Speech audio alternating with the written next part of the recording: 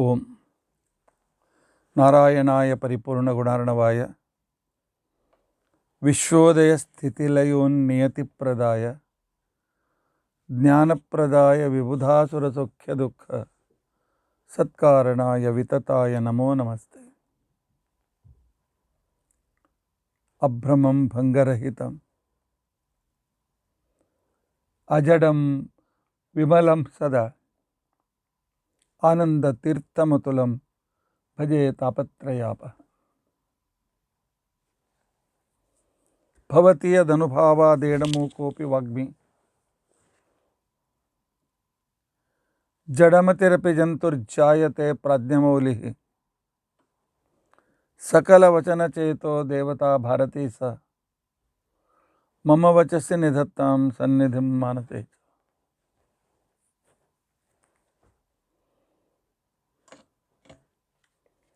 अस्मद्गुरुसमारम्भां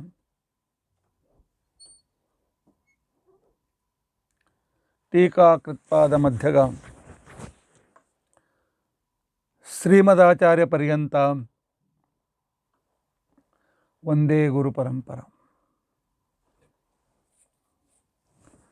विद्यायां विबुधाचार्यं वेदज्ञानाब्धिचन्दिरं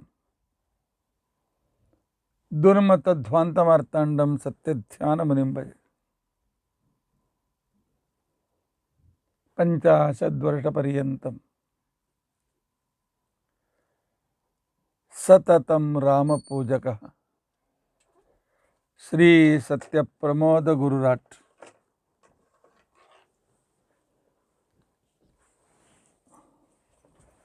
भासतां no हृदम्बरे।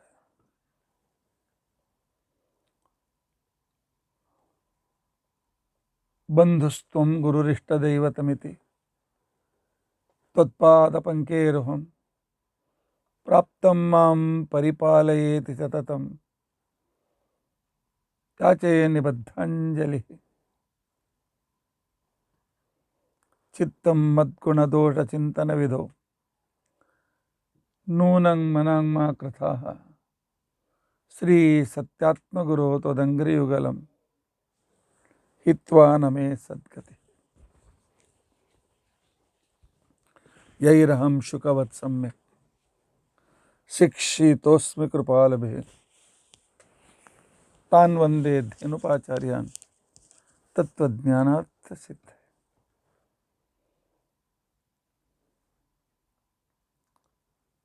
Shri गुरुभ्यो नमः।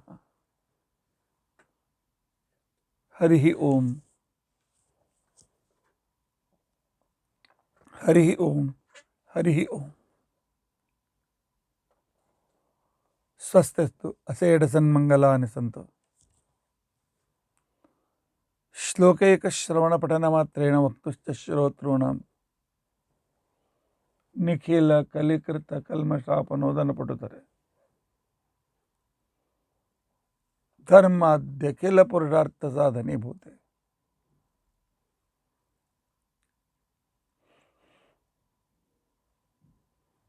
अद्य भीमसेन आत्मकथा प्रारंभे सति किंचित् पूर्वकथानुवादः। हरिः ओम हरिः ओम हरिः ओम हरिः ओम।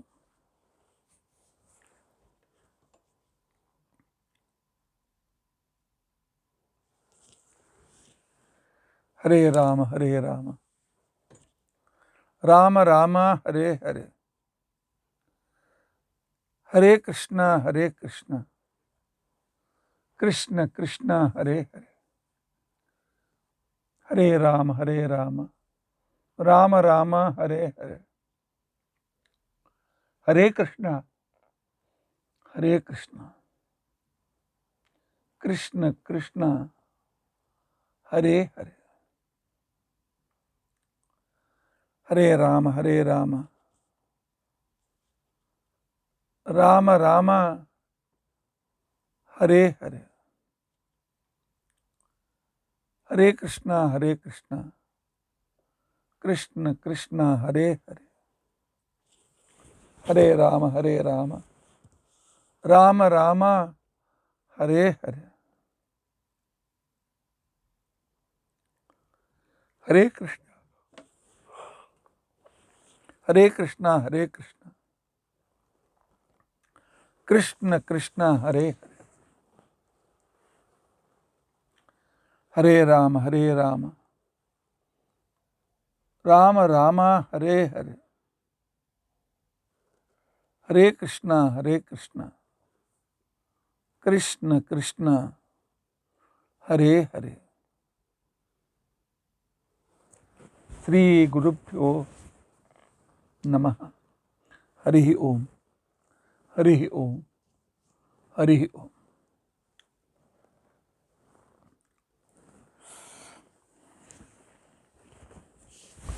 ನಿನ್ನೆ ಭೀಮಸೇನ ಅವ್ಯಭಿಚರಿತವಾದಂತಹ ಅನನ್ಯವಾದಂಥ ಭಕ್ತಿಯನ್ನು ಹೇಗೆ ಮಾಡ್ತಾನೆ ಅಂತ ಅನ್ನೋದನ್ನು ನನ್ನ ಮುಖದಿಂದ, ಭೀಮಸೇನನ ಮುಖದಿಂದ ಕೇಳಿದ್ದೀರಿ. ನಿಮ್ಮಂತೆ ಜಡ ಪ್ರತಿಮೆಯಲ್ಲಿ ಅಲ್ಲ, ನನ್ನಲ್ಲಿ ಸ್ವತಃ ನನ್ನ ಹೃದಯ ಮಂದಿರದಲ್ಲಿ ವಾಸ ಮಾಡಿದ ಶ್ರೀಹರಿಯನ್ನು ನಾನು ಪ್ರತಿ ಕ್ಷಣ ಮಾನಸಿಕವಾಗಿ ಅವನ ಪೂಜೆಯನ್ನು ಮಾಡ್ತಾ ಇರ್ತೇನೆ.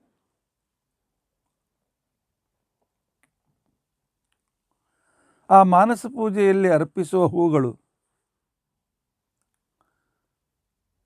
8 ವಿಧವಾಗಿರ್ತಕ್ಕಂಥ ಹೂಗಳು.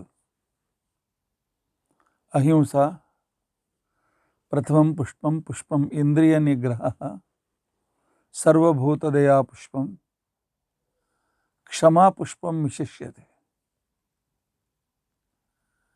ಧ್ಯಾನ ಪುಷ್ಪಂ ತಪಃ ಪುಷ್ಪಂ, ಜ್ಞಾನ ಪುಷ್ಪಂತು ಸಪ್ತಮಂ, ಸತ್ಯಂಚೈವ ಅಷ್ಟಮಂ ಪುಷ್ಪಂ, ಏಭಿಸ್ತುಷ್ಯತಿ ಕೇಶವ. ಬಹಳ ಜನರು ಈ 8 ಭಾವಪುಷ್ಪಗಳಿಗೋಸ್ಕರ ನಿಮ್ಮ ಅಭಿಪ್ರಾಯವನ್ನು ವ್ಯಕ್ತಪಡಿಸಿದ್ದೀರಿ. ನಿಮ್ಮಲ್ಲಿ ಕೆಲವರು ಜ್ಞಾನ ಮತ್ತು ಧ್ಯಾನ ಮತ್ತು ತಪಸ್ಸು ಇವುಗಳ ಬಗ್ಗೆ ಇನ್ನಷ್ಟು ವಿವರಣೆ ಮತ್ತು ಸ್ವಲ್ಪ ಅವುಗಳಲ್ಲಿರುವ ಅಂತರವನ್ನು ತಿಳಿಸಿ ಅಂತ ತಿಳ್ಕೊಂಡಂತೇಳಿ ಕೇಳಿದ್ದರಿಂದಾಗಿ ಅದನ್ನು ಹೇಳಿ ನಾನು ನಂತರ ಮುಂದಿನ ವಿಷಯವನ್ನು ಮುಂದುವರಿಸ್ತೇನೆ. ತಪಸ್ಸು ಅಂತ ತಿಳ್ಕೊಂಡಂತಂದರೆ ಆಲೋಚನೆ, ಶಾಸ್ತ್ರದ ಮುಖಾಂತರ ಪರಮಾತ್ಮನ ಮಹಿಮೆಗಳನ್ನು, ವರ್ಣನೆಗಳನ್ನು ಕೇಳಿ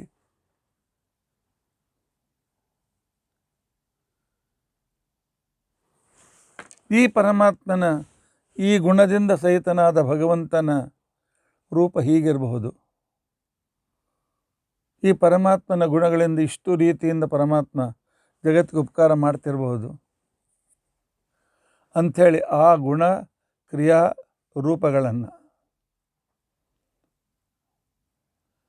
ನೀವು ಕೇವಲ ಪರಮಾತ್ಮ ಸರ್ವಜ್ಞ ಅಂತ ಇಷ್ಟೇ ಅಂತಂತೀರಿ. ನಾ ಬರೀ ಗುಣದಿಂದ ನಾವು ಮಾಡೋದಿಲ್ಲ, ಆ ಸರ್ವಜ್ಞತ್ವ ರೂಪ ಹೇಗಿರ್ಬೋದು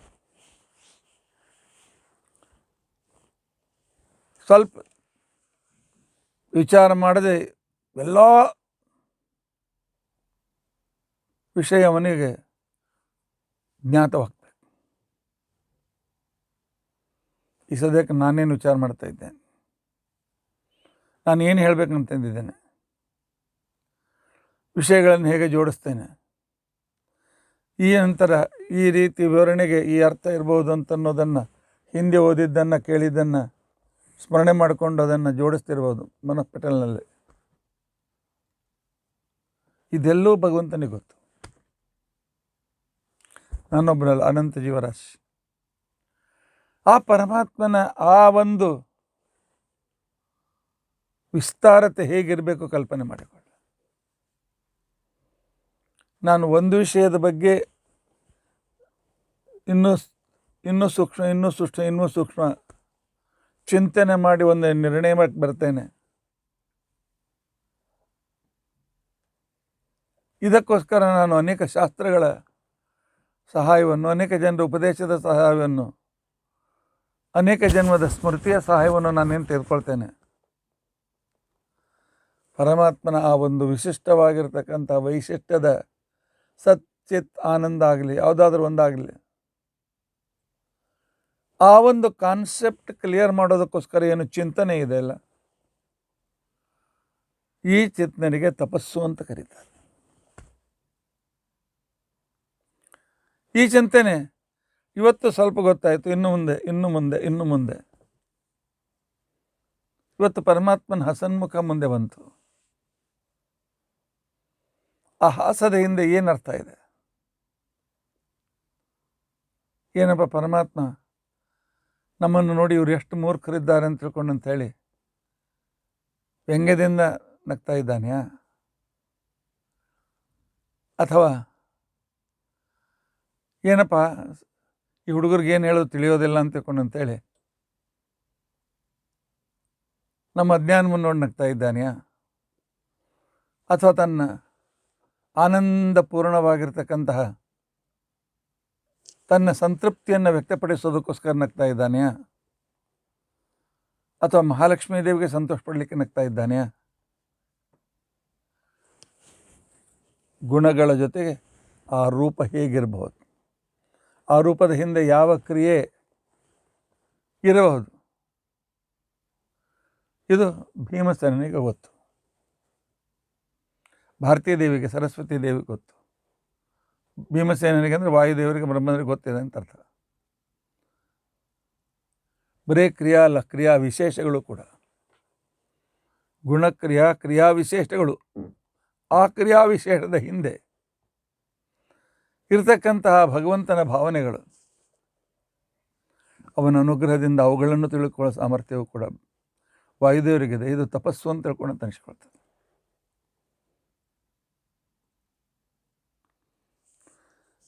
ಇನ್ನು ಧ್ಯಾನ, ಈ ತಪಸ್ಸಿನಿಂದ, ಆಲೋಚನೆಯಿಂದ ನಿರ್ಣೀತವಾದಂಥ ಏನೊಂದು ವಿಶಿಷ್ಟವಾಗಿರ್ತಕ್ಕಂಥ ಪರಮಾತ್ಮನ ರೂಪಕ್ರಿಯಾ ಗುಣಗಳ ಒಂದು ಕಾನ್ಸೆಪ್ಟ್ ಇದೆ, ಸಂಕಲ್ಪನೆ ಇದೆ.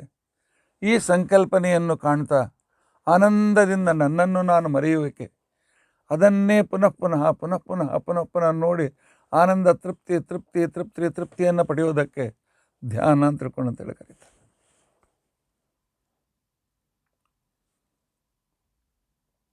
ಇದು ಪ್ರಯತ್ನದಿಂದ ಜೀವನದಲ್ಲಿ ಒಮ್ಮೆರಡು ಸಲ ನೀವು ಪಡಿಬಹುದು. ಅಥವಾ ಈ ಸ್ಥಿತಿ ಮುಟ್ಟಬೇಕಾದ್ರೆ ಸ್ವಲ್ಪ ಅನೇಕ ಜನ್ಮ ನಿಮ್ಗೆ ಕಳಿಬಹುದು. ಆದರೆ ಈ ಭೀಮನಿಗೆ ಪ್ರತಿದಿನ, ಪ್ರತಿ ಕ್ಷಣ ಈ ಚಿಂತನೆಯೂ ಇದೆ, ಈ ಧ್ಯಾನವೂ ಕೂಡ ಇದೆ.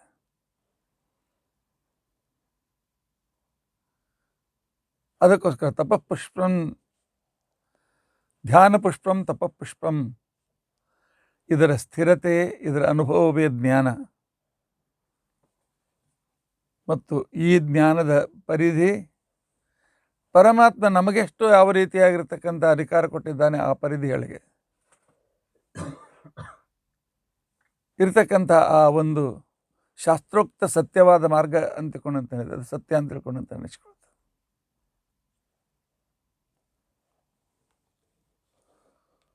ಈ ರೀತಿಯಾಗಿರ್ತಕ್ಕಂತಹ ಅಷ್ಟಭಾವಪುಷ್ಪಗಳಿಂದ ಭಗವಂತ ನನ್ನಿಂದ ಅರ್ಚನೆಯನ್ನು ತೆಗೆದುಕೊಳ್ತಾ ಇದ್ದಾನೆ.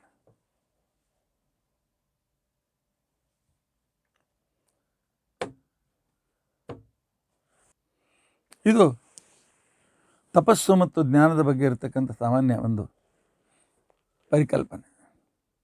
ಪುನಃ ಪುನಃ ಶ್ರವಣ ಶ್ರಾತ್ತಾಧ್ಯಯನದಿಂದ, ನಿಮ್ಮ ಚಿಂತನೆಯಿಂದ ಈ ಕಾನ್ಸೆಪ್ಟನ್ನು ಇನ್ನೂ ಕ್ಲಿಯರ್ ಮಾಡ್ಕೊಳ್ಳಿಕ್ಕೆ ನಿಮಗೆ ಸಾಧ್ಯತೆ ಇದೆ. ನಿನ್ನೆ ನಾನು ಹೇಳಿದ್ನಲ್ಲ, ದೇವರ ಮಾನಸ ಪೂಜೆ ಹೇಗೆ ಮಾಡಬೇಕು ಅಂತ, ಅದನ್ನು ಇವತ್ತು ನಿಮಗೆ ಹೇಳ್ತಾ ಇದ್ದೆ. ಬ್ರಹ್ಮೇಶಾದ್ಯೈ ಸೇವಮಾನಂ ಗುಣಾಬ್ಧಿಂ ದೋಷೈರ್ಹೀನಂ ದೇವಕೀ ನಂದನಂ ತಂ ಸಾಲಂಕಾರಂ ಸಾಯುಧಂ ಭಕ್ತಸೇವ್ಯಂ ಸರ್ವಾಕಾರಂ ವಿಷ್ಣುಮಾವಾಹಯಾಮಿ. ಮಾನಸ ಪೂಜೆಯಲ್ಲಿ ಮನಸ್ಸಿನ ಮನಃಪಟಲದಲ್ಲಿ ಭಗವಂತನ ಆವಾಹನೆ. ಭಗವಂತನ ಯಾವ ರೂಪದ ಆವಾಹನೆ? ದೇವಕಿ ನಂದನ. ಈ ಅವತಾರದಲ್ಲಿ ದೇವಕಿಯಲ್ಲಿ ಅವತರಿಸಿದ ಆ ಕೃಷ್ಣನನ್ನು ಆವಾಹನೆ ಮಾಡ್ತೇನೆ. ಆ ಕೃಷ್ಣ ಹೇಗಿದ್ದಾನೆ? ಆ ಕೃಷ್ಣ ರುಕ್ಮಿಣಿ ಸತ್ಯಭಾಮಿಯರ ಜೊತೆಯಲ್ಲಿ ಸತ್ಯರನ್ನು ತನ್ನ ತೊಡೆ ಮೇಲೆ ಕೂಡಿಸ್ಕೊಂಡಿದ್ದ.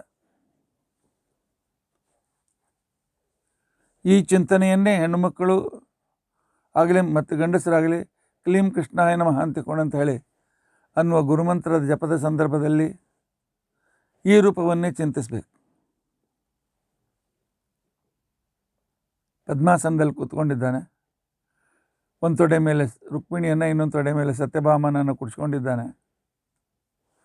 ಆನಂತರ ಎರಡು ಕೈ ಅವರ ಸೊಂಟಕ್ಕೆ ಹಾಕಿದ್ದಾನೆ. ಆನಂತರ ಎರಡು ಕೈಯಲ್ಲಿ ಶಂಖಚಕ್ರ ಇವೆ. ಅವನ ಎದುರಿನಲ್ಲಿ ಬ್ರಹ್ಮಾದಿ ದೇವತೆಗಳು, ಬ್ರಹ್ಮೇ ಈಶಾದ್ಯಹಿ, ಬ್ರಹ್ಮದೇವರು, ರುದ್ರದೇವರು, ಗರುಡ, ಶೇಷ ಎಲ್ಲರೂ ಕೂಡ ಅವನ ಮನೆಯಲ್ಲಿ ಸೇವೆ ಮಾಡ್ತಾ ಇದ್ದಾರೆ. ದೇವತೆಗಳು ಒಬ್ಬರು ಬಂದು ಅಡುಗೆ ಮಾಡ್ತಾರೆ, ಒಬ್ಬರು ಕಸ ಬಳಿತಾರೆ, ಇನ್ನೊಬ್ಬರು ಅವನ ಮನೆ ಸಾರಿಸ್ತಾರೆ, ಇನ್ನೊಬ್ಬರು ರಂಗೋಲಿ ಹಾಕ್ತಾರೆ. ಅವರಲ್ಲಿ ಪೈಪೋಟಿ, ನಾ ಹಾಕ್ತೇನೆ ಅಂತ ತಿಳ್ಕೊಂಡಂತಾರೆ. ಈ ಅಹಮಹಮೇಕೆಯಿಂದ ಯುಕ್ತವಾಗಿರ್ತಕ್ಕಂತಹ ಕೃಷ್ಣ ಸಿಂಹಾಸನದ ಮೇಲೆ ಕೂತ್ಕೊಂಡಿದ್ದಾನೆ. ಇನ್ನಿಬ್ಬರು ಹೆಂಡತಿಯನ್ನು ತೊಡೆ ಮೇಳಿಸ್ಕೊಂಡು ಅವ್ರ ಎದುರಿಗೆ ದೇವತೆಗಳೆಲ್ಲ ಕೆಲಸ ಮಾಡ್ತಾ ಇದ್ದಾರೆ. ಅವನಲ್ಲಿ ನಾನು ಗುಣಗಳನ್ನು ಎಣಿಸ್ತಾ ಹೋಗ್ತೇನೆ. ಸತ್ ಚಿತ್ ಆನಂದ ಆತ್ಮ ವಿಶ್ವ ವಿಷ್ಣು ವಷಟ್ಕಾರ ಭೂತ ಭವ್ಯ ಭವತ್ ಪ್ರಭು ಭೂತಾತ್ಮ. ಆ ಚಿಂತನೆ ಮಾಡಿದಷ್ಟು ರೂಪ ಗುಣಗಳು ಬೆಳೀತಾನೆ ಹೋಗ್ತದೆ. ಸಮುದ್ರದ ನೀರು ಅಂತ ಹೇಗೆ ಕಾಣಿಸ್ಲಿಕ್ಕೆ ಆಗೋದಿಲ್ಲ, ಅಂಥ ಗುಣಾಬ್ಧಿಯಾದಂತಹ, ಆದರೆ ಈ ಎಲ್ಲ ಗುಣಗಳ ಜೊತೆಯಲ್ಲಿ ಒಂದು ಸ್ವಲ್ಪ ಕೂಡ ದೋಷದ ನೆರಳು ಕೂಡ ಇಲ್ಲ. ದೋಷಹೀನ, ದೋಷರಹಿತನಾದ ಪರಮಾತ್ಮನ ಕಲ್ಪನೆಯನ್ನು ಮಾಡಿಕೊಳ್ಳಿ. ಅತಿ ಸುಂದರ. ಆ ಸೌಂದರ್ಯದಲ್ಲಿ ಸ್ವಲ್ಪ ಕೂಡ ದೋಷ ಇರಬಾರ್ದು. ಇಂತಹ ದೋಷೈರ್ಹೀನಂ ದೇವಕಿ ನಂದನಂ, ಅಂಥ ಶ್ರೀಕೃಷ್ಣನನ್ನು, ನನ್ನ ಶ್ರೀಕೃಷ್ಣ ಯಾವಾಗಲೂ ಕೌಸ್ತುಭ, ವೈಜಂತಿಮಾಲೆ, ವನಮಾಲೆ ಇತ್ಯಾದಿಗಳಿಂದ ಸಕಲ ಅಲಂಕಾರಗಳ ಶಂಖ ಚಕ್ರ ಗದಾ ಪದ್ಮ ಭುಜಕೀರ್ತಿ, ಕೈಯಲ್ಲಿ ಕಡಗಳು, ಕಾಲಲ್ಲಿ ಕಡಗ, ಎಲ್ಲ ಆಭರಣಗಳಿಂದ ಯುಕ್ತನಾಗಿರ್ತಾನೆ. ತನ್ನ ಹೆಂಡತಿಯರಿಗೂ ಮೈ ತುಂಬ ಆಭರಣ ಹಾಕಿರ್ತಾನೆ. ಎಂದಿಗೂ ಶಂಖ ಚಕ್ರ ಗದಾ ಪದ್ಮಗಳನ್ನು ಬಿಡೋದಿಲ್ಲ. ಅನೇಕ ಭಕ್ತರು ಅವನನ್ನು ಸೇವೆ ಮಾಡ್ತಾ ಇದ್ದಾರೆ. ಇಂತಹ ಸರ್ವಾಕಾರಂ, ಕಣಕಣಗಳಲ್ಲಿ ವ್ಯಾಪ್ತನಾಗಿರ್ತಕ್ಕಂತಹ ಆ ಪರಮಾತ್ಮನನ್ನು, ವಿಷ್ಣು ಅಂದರೆ ಸರ್ವತ್ರ ವ್ಯಾಪ್ತ, ಅವನನ್ನು ನನ್ನ ಹೃದಯ ಮಂದಿರದಲ್ಲಿ ಪರಮಾತ್ಮ ಬಾ, ಈ ಸಿಂಹಾಸನ ಮೇಲೆ ಕುತ್ಕೋ ಅಂತ ತಿಳ್ಕೊಂಡು ಅಂತೇಳಿ ನಾನು ಚಿಂತನೆ ಮಾಡ್ತೇನೆ. ಈಗ ಈ ಚಿಂತನೆ, ಈ ಪೂಜೆ ಮಾಡುವಾಗ ನನ್ನ ಎದುರಿಗೆ ತಮಗಿಲ್ಲ, ಥಾಲಿ ಇಲ್ಲ, ಇದು ಇಲ್ಲ, ತಿರ್ಸೋಟಿಲ್ಲ, ಮಂಟಪ ಇಲ್ಲ, ಪ್ರತಿಮಾ ಇಲ್ಲ, ದೀಪ ಇಲ್ಲ, ಧೂಪ ಇಲ್ಲ, ಏನೂ ಇಲ್ಲ. ನನ್ನ ಮಂಟಲವೇ ನನ್ನ ಹೃದಯ ಕಮಲ ಅಂತ ತಿಳ್ಕೊಂಡಂತೇನಿದೆ, ಇದೇ ಅವನ ಮಂಟಪ. ಆಮೇಲೆ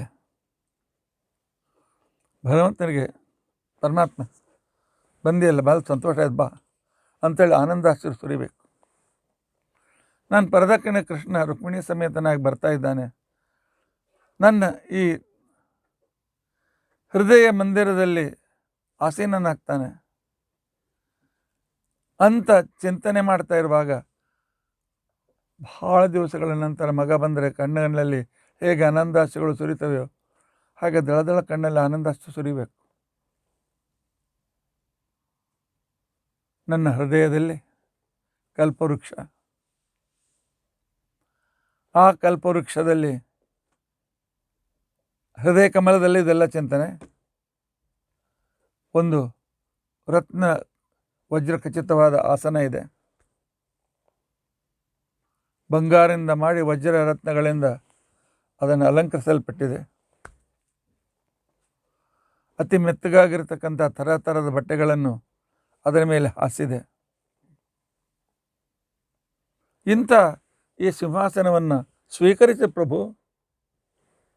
ಗ್ರಹಾಣ ಲಕ್ಷ್ಮೀ ಧರಣಿ ಸಮನ್ವಿತ, ಶ್ರೀಭೂಸಭಿತನಾಗಿರ್ತಕ್ಕಂಥ ರುಕ್ಮಿಣಿ ಸತ್ಯಭಾಮ ಸಹಿತನಾಗಿರ್ತಕ್ಕಂಥ ಪರಮಾತ್ಮ ಈ ಆಸನವನ್ನು ಸ್ವೀಕರಿಸು ಅಂತ ತಿಳ್ಕೊಂಡಂತ ಹೇಳಿ ನಮಗೆ ಬಂಗಾರದ ನಿಮಗೆ ಬಂಗಾರದ ಸಿಂಹಾಸನ ಮಾಡಲಿಕ್ಕೆ ಆಗ್ತಾ ಇರ್ಬೋದು, ವಜ್ರ ರತ್ನ ಅದರಲ್ಲಿ ಹಾಕಿಸ್ಲಿಕ್ಕೆ ಆಗ್ತಾ ಇರ್ಬೋದು. ಆದರೆ ಮನಸ್ಸಿನಲ್ಲಿ ಕಲ್ಪನೆ ಮಾಡಲಿಕ್ಕೆ ಏನು ಬಂದಿದೆ? ಕಲ್ಪನೆ ಮಾಡಿ ಆನಂದ ಪಡಲಿಕ್ಕೆ ಏನು ಬಂದಿದೆ? ಹೇಗೆ ಮಠದಲ್ಲಿ ಸ್ವಾಮಿಗಳು ನವರತ್ನ ಖಚಿತವಾದ ಮಂಟಪ ಇಟ್ಟಿದ್ದಾರೆ, ಹಾಗೆ ನಮ್ಮದು ನವರತ್ನ ಖಚಿತವಾದ ಮಂಟಪ ನನ್ನ ಹೃದಯದಲ್ಲಿ ಇಟ್ಟಿದೆ. ಆ ರತ್ನ ಜಟಿತವಾದ ಬಂಗಾರದ ಸಿಂಹಾಸನವನ್ನು ಪರಮಾತ್ಮನಿಗೆ ಸಮರ್ಪಿಸಿದ್ದೇನೆ. ಪರಮಾತ್ಮ ಭಲೆ ಭಲೆ ಭಾಳ ಚೆನ್ನಾಗಿದೆಯೋ, ಬಂದು ಕೊಡ್ತೀನಿ ಅಂತ ತಿಳ್ಕೊಂಡಂತೇಳಿ ಪರಮಾತ್ಮ ನನ್ನ ಹೃದಯದಲ್ಲಿ ಮಂದಿರದಲ್ಲಿ ಬಂದಿದ್ದಾನೆ. ಈ ರೀತಿಯಾಗಿ ಅವನಿಗೆ ಆಸನವನ್ನು ಕೊಡಬೇಕು. ಪಾದೋದಕಾರ್ಘ್ಯಾಚಮನಾನಿ ಕೃಷ್ಣ ತ್ರಿವಿಕ್ರಮಾನಂತ ಗುಣಾಧಿದೇವ ದಧ್ಯಾದಿಯುಕ್ತಂ ಮಧುಪರ್ಕಮಗ್ರಂ ಗ್ರಹಾಣಲೋಕೇಶ ಯಥಾಕ್ರಮೇಣ. ಭಗವಂತ, ನಿನ್ನ ಪಾದ ಮುಂದೆ ಮಾಡ್ತೀಯ, ತೊಳಿಬೇಕಾಗಿದೆ. ಸುಷುಮ್ನ ನಾಡಿಯಲ್ಲಿ ಅಂತಕ್ಕಂಥ ನದಿ ಇದೆಯಲ್ಲ, ಆ ನದಿಯಿಂದ ನೀರನ್ನು ತೆಗೆದುಕೊಳ್ಳಿ. ಆ ಸುಷುಮ್ನ ನಾಡಿ ಅಂತಕ್ಕಂತಹ ಆ ಗುಪ್ತವಾದ ಸರಸ್ವತಿ ನದಿ ಇದೆಯಲ್ಲ, ಅದರಿಂದ ನೀರನ್ನು ತೆಗೆದುಕೊಂಡಿದ್ದೇನೆ. ಆ ನಂತರ ನನ್ನ ಬುದ್ಧಿ ಅಂತ ತಿಳ್ಕೊಂಡಂತಕ್ಕಂತಹ ಹೆಂಡತಿ ನೀರನ್ನು ಹಾಕ್ತಾ ಇದ್ದಾಳೆ, ನಾನು ತೊಳಿತಾ ಇದ್ದೇನೆ. ಪರಮಾತ್ಮ, ಈ ಪಾದ್ಯವನ್ನು ಸ್ವೀಕಾರ ಮಾಡಿ ಪರಮಾತ್ಮ. ಆಗಲಪ್ಪ, ಕಾಲು ಮುಂದೆ ಮಾಡಿದ್ದೇನೆ, ತೊಳಿ ಅಂತ ದೇವ್ರು ಹೇಳ್ತಾ ಇದ್ದಾನೆ. ಅದನ್ನು ನಾನು ಆ ನನ್ನ ಸುಷುಮ್ನ ನಾಡಿ ಅಂತಿರ್ತಕ್ಕಂಥ ಸರಸ್ವತಿ ನದಿ ನೀರನ್ನು ತೆಗೆದುಕೊಂಡು ಆ ಭಗವಂತನ ಪಾದಗಳನ್ನು ನಾನು ತೊಳಿತಾ ಇದ್ದೆ. ಪರಮಾತ್ಮ, ನಿನಗೆ ಅರ್ಘ್ಯ ಕೊಡಬೇಕಾಗಿದೆ, ಕೈ ಮುಂದೆ ಮಾಡ್ತೀಯ? ಆಯ್ತಪ್ಪ ಅಂತ ತಿಳ್ಕೊಂಡು ದೇವ್ರ ಕೈ ಮುಂದೆ ಮಾಡಿದ್ದಾನೆ. ಅವನ ಕೈಯಲ್ಲಿ ಇಡ ಅಂತ ತಿಳ್ಕೊಂಡಿರ್ತಕ್ಕಂತಹ ಗಂಗಾ ನದಿಯ ನೀರಿನಿಂದ, ಇಡ ಭಾಗೀರಥಿ ಗಂಗಾ ಅಂತ ಆ ಗಂಗಾ ನದಿಯ ನೀರನ್ನು ಆ ಪರಮಾತ್ಮ ಇಲ್ಲಿ ಸುವರ್ಣ ಕಲಶದಿಂದ ನಾನು ಹಾಕ್ತಾ ಇದ್ದರೆ ಪರಮಾತ್ಮ ಕೈಯೆಲ್ಲ ತೊಳೆದುಕೊಂಡು ತನ್ನ ಕೈಯನ್ನೆಲ್ಲ ಸ್ವಚ್ಛ ಮಾಡಿಕೊಂಡಿದ್ದಾನೆ. ಅವನು ಸ್ವಚ್ಛನೇ, ಆದರೆ ನಾನು ಕೊಟ್ಟದ್ರಿಂದ ಸ್ವೀಕಾರ ಮಾಡಿದ್ದೆ. ನಾವು ಹೇಳ್ತಿರಲ್ಲ, ಮನೆಗೆ ಬಂದ ದೊಡ್ಡವರಿಗೆ ಸ್ವಲ್ಪ ಪಾನಕ ಈಗ ಊಟ ಮಾಡಿ ಬಂದೇನು, ಅದು ಸ್ವಲ್ಪ ತೋರಿ ನನ್ನ ತೃಪ್ತಿಗೋಸ್ಕರ ಕೊನೆಗೆ ಅವ್ರು ತೊಗೋತಾರಲ್ಲ, ಅದು ಪರಮಾತ್ಮ ನಿತ್ಯ ತೃಪ್ತ, ಆದರೆ ನಾನು ಕೊಟ್ಟ ಅರ್ಘ್ಯ ತೆಗೆದುಕೊಳ್ತಾನೆ.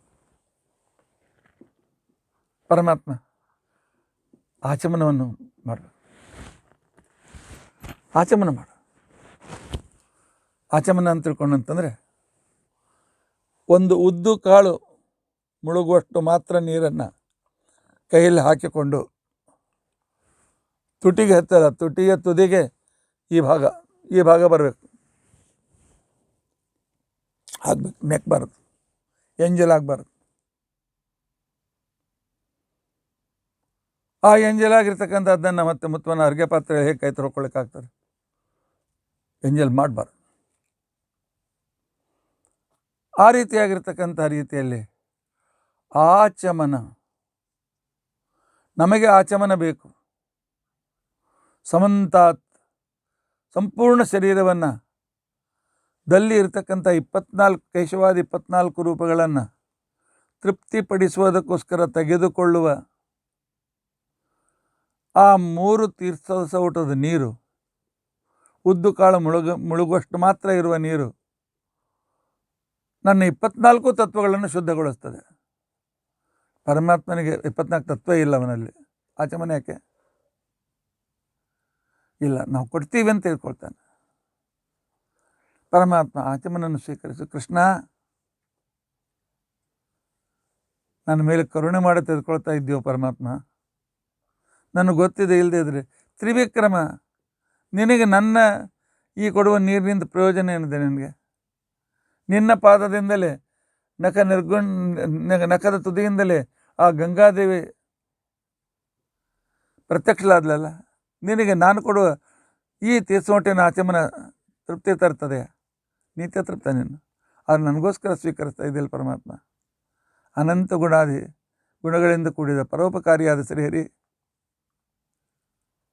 ಆಚಮನ ಆಯ್ತಲ್ಲ, ಮಧುಪರ್ಕ ಕೊಡ್ತೇನೆ. ಹಿಂದಿನ ಕಾಲದಲ್ಲಿ ಮನೆಗೆ ಬಂದಿರತಕ್ಕಂಥವರಿಗೆ, ಹೊರಗಿನಿಂದ ಬಿಸಿಲಲ್ಲಿ ಬಂದಿರ್ತಾರೆ, ಪಿತ್ತ ಆಗಿರ್ತದೆ. ಅದಕ್ಕೆ ಒಂದು ಹರಳು, ಒಂದು ಅಡಿಕೆಯಷ್ಟು ಬೆಲ್ಲ, ಕಿಲೋಗಟ್ಟಲೆಲ್ಲ ಅಡಿಕೆಯಷ್ಟು ಬೆಲ್ಲ, ಆನಂತರ ಕೆನೆ ಮೊಸರನ್ನು ಕೊಡ್ತಕ್ಕಂಥ ಕ್ರಮ. ಇದಕ್ಕೆ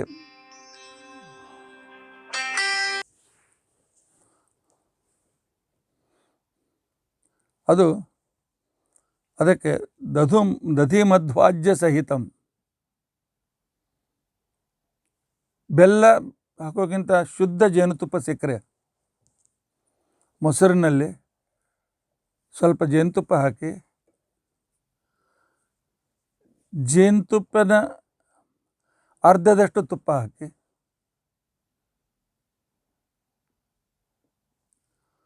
ಅದನ್ನು ದೇವರಿಗೆ ಕೊಡೋದಕ್ಕೆ ಮಧುಪರ್ಕ ಅಂತ ತಿಳ್ಕೊಂಡಂತಲ್ಲಿ ಕರೀತಾರೆ. ತ್ರಿಮಧು, ದಧಿ, ಮಧು ಮತ್ತು ಆಜ್ಯ, ಈ ರೀತಿಯಾಗಿ ಹಿಂದಿನ ಕಾಲಕ್ಕೆ ಕೊಡ್ತಕ್ಕಂಥ ಒಂದು ಕ್ರಮ ಇತ್ತು. ಸ್ವಲ್ಪ ಕಡಿಮೆಯಾಗಿ ಬೆಲ್ಲ ನೀರು ಕೊಡೋದು ಬಂತು, ಈಗ ಅದು ಹೋಯಿತು.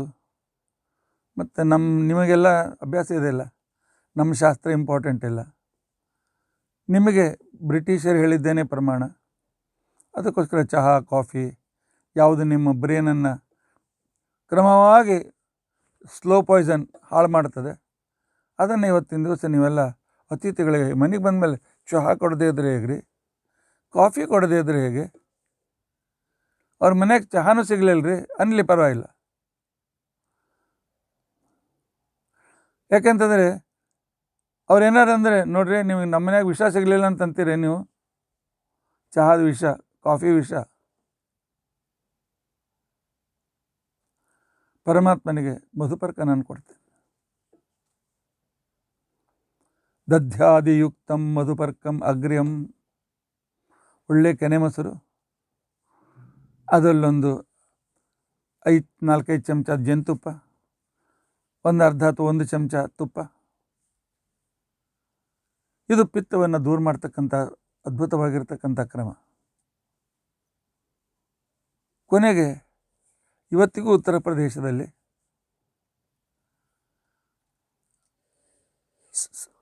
ಮೊಸರಿನಲ್ಲಿ ಒಂದು ಹರಳು ಬೆಲ್ಲ ಹಾಕಿ ಕೊಡ್ತಾರೆ. ಅದು ಈಗಿನ ಮೊದಲು ಒರಿಜಿನಲ್ ಬೆಲ್ಲ ಏನು ತಯಾರು ಮಾಡ್ತಿದ್ರು ಅದು ಹಾಕಬೇಕು. ಈಗಿನ ಕೆಮಿಕಲ್ ಹಾಕಿರ್ತಕ್ಕಂಥದ್ದು ಅದು ಮೊಸರಿನಲ್ಲಿ ಹಾಕಿದ್ರೆ ವಿಷ ಆಗ್ತದೆ. ನಿಮಗೆ ಒರಿಜಿನಲ್ ಬೆಲ್ಲ ಸಿಕ್ಕರೆ ಬೆಲ್ಲ ಹಾಕಿರಲಿಲ್ಲ, ಜೇನುತುಪ್ಪ ಹಾಕಿ. ಜೇನುತುಪ್ಪನ ಮಿಕ್ಸ್ ಇರ್ತದೆ, ಆದರೂ ಸ್ವಲ್ಪ ಆದರೂ ಶುದ್ಧ ಬೆಲ್ಲ ಆದರೂ ಇರ್ತದೆ. ಪರಮಾತ್ಮ ನಾನು ಕೊಟ್ಟಿದ್ದೇನೆ, ಎಲೆ ಸ್ವಾಮಿ ಲೋಕಸ್ವಾಮಿ ಸ್ವೀಕರಿಸು. ಅಲ್ಲೋ ಅರ್ಘ್ಯ ಕೊಡ್ತೀನಿ ಅಂತಂತಿ, ಪಾದ್ಯ ಕೊಡ್ತೀನಿ ಅಂತಂತಿ, ಮಧುಪ್ರಕ ಕೊಡ್ತೀನಿ ಅಂತಂತಿ, ಆಚಮನ ಕೊಡ್ತೀನಿ ಅಂತಂತಿ. ಯಾವ್ದು ತಗೊಳ್ಳಿ ನಾನು? ಪರಮಾತ್ಮ ಯಥಾಕ್ರಮೇಣ ನಿನಗೆ ಯಾವ್ದು ಸರಿ ಅನಿಸ್ತದೆ ಆ ಕ್ರಮದಲ್ಲಿ ತೆಗೆದುಕೋ. ದಧ್ಯಾದಿಯುಕ್ತಂ ಮಧುಪರ್ಕಮಗ್ರ್ಯಂ ಗ್ರಹಾಣ ಲೋಕೇಶ ಯಥಾಕ್ರಮೇಣ ತೀರ್ಥೋದಕೆ ಕಾಂಚನ ಕುಂಭ ಸಂಭೃತೈ ಸುವಾಸಿತಿರ್ದೇವ ದಯಾರಸಾದ್ರ. ಆಮೇಲೇನಪ್ಪ ಆಯಿತು, ಆಚಮನ ತೆಗೆದುಕೊಂಡೆ, ನೀನು ಕೊಟ್ಟ ಆಚಮನ ಮಾಡಿದೆ, ನಿನ್ನ ಮಧುಪರ್ಕ ಸ್ವೀಕಾರ ಮಾಡಿದೆ, ಮತ್ತೆ ಮುಖಶುದ್ಧಿಗೋಸ್ಕರ ಆಚಮನ ಮಾಡಿದೆ. ಮುಂದೇನು ಕೊಡ್ತೀಯಪ್ಪ? ಇಲ್ಲ, ಪರಮಾತ್ಮನ ಸ್ನಾನಕ್ಕೆ ಹಾಕ್ತಾನೆ. ನೀನು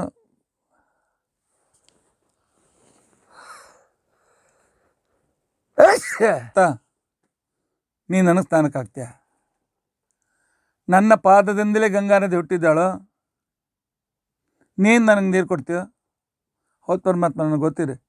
ಪಾದಾಬ್ಜ ನಿಶ್ಚೋತ ನದಿ ಪ್ರವಾಹ, ನಿನ್ನ ಪಾದಕಮಲದಿಂದಲೇ ಆ ದೇವಗಂಗೆ ಹುಟ್ಟಿ ಹರಿತಾ ಇದ್ದಾಳೆ, ನನಗೆ ಗೊತ್ತಿದೆ.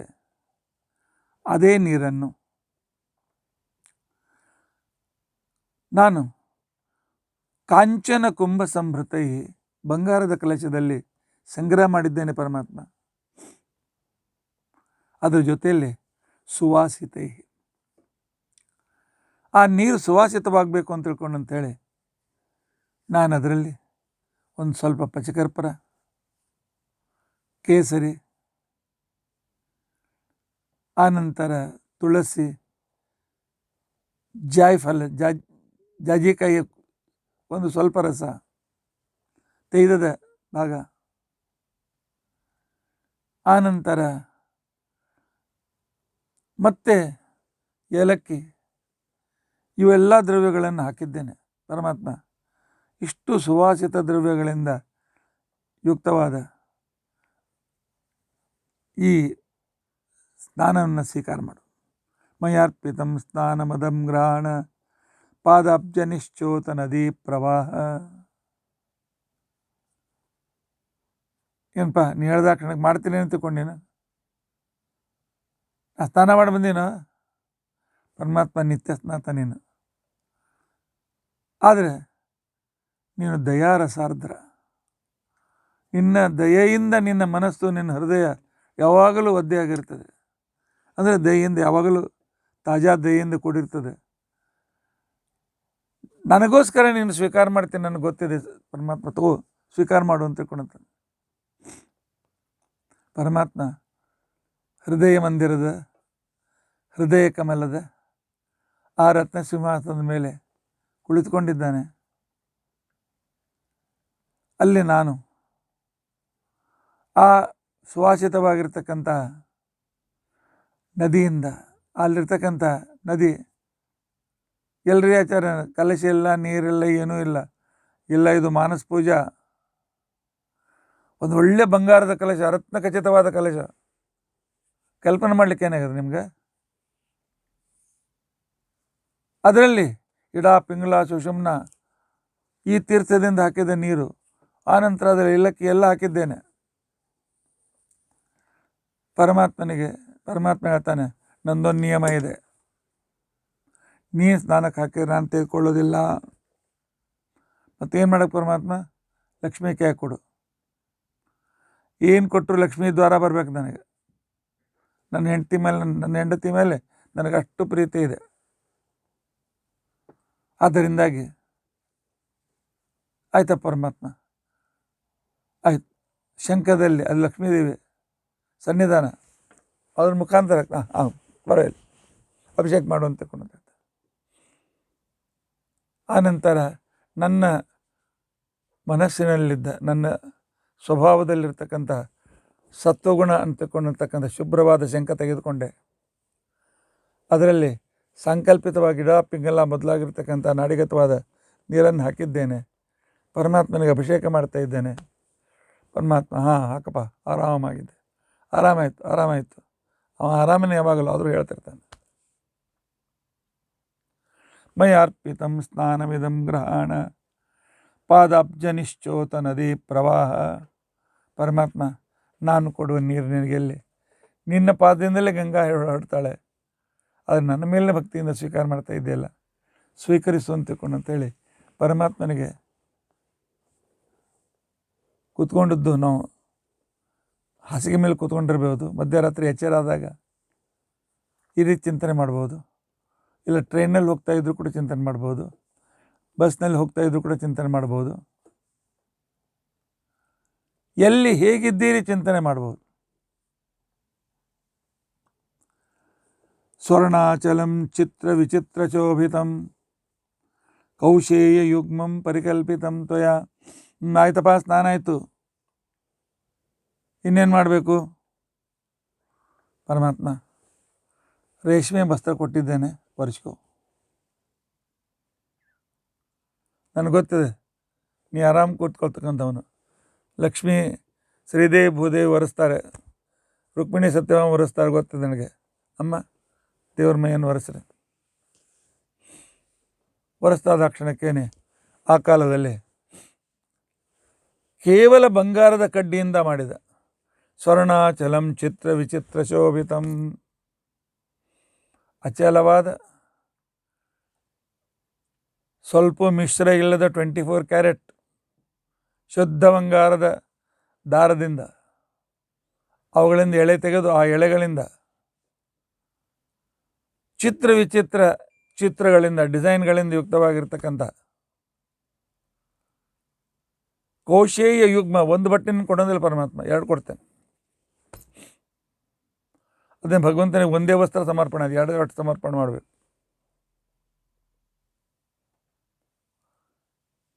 ಇಲ್ಲ ಈಗಂತೂ ನೀವು ದೇವರಿಗೆ ಗೆಜ್ಜೆ ವಸ್ತ್ರ ಇರಿಸ್ತಾರೆ, ಆದರೆ ಡಬಲ್ ಮಾಡಿ ಇರಿಸಿ.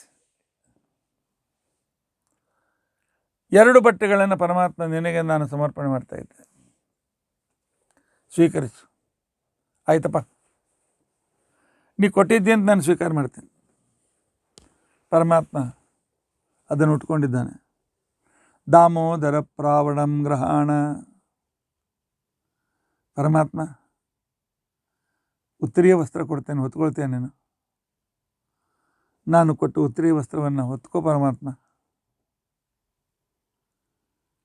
ಮಾಯಾ ಬಲ ಪ್ರಾವೃತ ದಿವ್ಯ ರೂಪ. ದೇವ್ರ ಕೊಳ್ಳನೆ ನಗ್ತಾನೆ ಅಂಥೇಳಿ. ನಾ ಕೇಳ್ತೀನಿ, ಯಾಕೆ ನಕ್ಕೆಪ್ಪ? ಅಲ್ಲೋ, ಜಗತ್ತನ್ನು ಆವರಿಸಿದ್ದವನು ನಾನೇ. ಸಂಪೂರ್ಣ ಜಗತ್ತಿನಲ್ಲಿ ವ್ಯಾಪ್ತನಾಗಿ ಎಲ್ಲವನ್ನು ಮುಚ್ಚಿ ಅದರೊಳಗಿಟ್ಕೊಂಡು ಈ ಜಗತ್ತನ್ನು ಇಟ್ಕೊಂಡಿದ್ದೇನೆ. ನನ್ನ ಇಚ್ಛಾ ಮಾಯಾ ಅಂತ ತಿಳ್ಕೊಂಡಿರ್ತಕ್ಕಂತಹ ಆ ಒಂದು ಇಚ್ಛಾಶಕ್ತಿಯಿಂದ ಯುಕ್ತವಾದ ನನ್ನ ಪರಮಾಚ್ಛಾಧಿಕಾರಿ ನಿಮ್ಮನ್ನೆಲ್ಲ ಮುಗಿಸ್ಬಿಟ್ಟು ಮುಡಿದ್ದೇನೆ. ನೀವು ನನಗೆ ಉತ್ತರೀಯ ವಸ್ತ್ರ ಕೊಡ್ತೀಯ? ಗೊತ್ತಿದೆ ಪರಮಾತ್ಮ, ನಾನು ಸಾಂಕೇತಿಕವಾಗಿ ಕೊಡ್ತಾ ಇದ್ದೇನೆ, ಸ್ವೀಕರಿಸು. ನಿನಗ್ಯಾರು ಆವರಣ ಹಾಕೋರಪ್ಪ? ಸ್ವತಂತ್ರನಾಗಿರ್ತಕ್ಕಂಥ ನೀನು, ನಿನಗೆ ನಾನು ಆವರಣ ಹಾಕ್ಲಿಕ್ಕೆ ಆಗೋದಿಲ್ಲ ಪರಮಾತ್ಮ, ಸ್ವೀಕರಿಸು. ಸುವರ್ಣ ತಂತುದ್ಭವ ಯಜ್ಞ ಸೂತ್ರಂ ಗ್ರಹಾಣ ಮಾಯಾ ಮಾಲಾ ಬಲಪ್ರಾವೃತ ದಿವ್ಯ ರೂಪ. ಪರಮಾತ್ಮ ಇಲ್ಲ, ಸುವರ್ಣ ತಂತುದ್ಭವ ಯಜ್ಞ ಸೂತ್ರಂ ಮುಕ್ತಾಫಲಸ್ಯೂತಂ ಅನೇಕ ವರ್ಣಂ. ಪರಮಾತ್ಮ ಯಜ್ಞೋಪವೀತ ಕೊಡ್ತೇನೆ, ಸ್ವೀಕರಿಸಿ.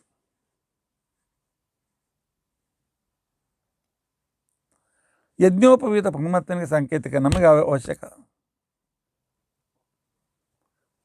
ಯಜ್ಞೋಪವೀತ ಅಂತ ತಿಳ್ಕೊಂಡಂತಂದರೆ 3 ಎಳೆ. ಇದು ತಾಯಿ ಅನಿಸಿಕೊಂಡ ಪರಮಾತ್ಮನಿಗೂ ನನಗೂ ಇರುವ ಸಂಬಂಧವನ್ನು ಮಾಡುವ ಕರುಳು ಬಳ್ಳಿ. ಮಗನಿಗೂ ತಾಯಿಗೂ, ತಾಯಿ ಹೊಟ್ಟೆಯಲ್ಲಿ ಶಿಶು ಇರುವಾಗ ತಾಯಿಗೂ ಮಗುವಿಗೆ ಕನೆಕ್ಷನ್ ಎಲ್ಲಿಂದ? ಆ ಹೊಕ್ಕಳು ಬಳ್ಳಿಯಿಂದಲ್ಲ, ಅಂಬಲಿಕ್ ಕಾರ್ಡ್ನಿಂದಲ್ಲ, ಅಂಬಲಿಕ್ ಕಾರ್ಡ್. ಅದರಲ್ಲಿಯೂ ಕೂಡ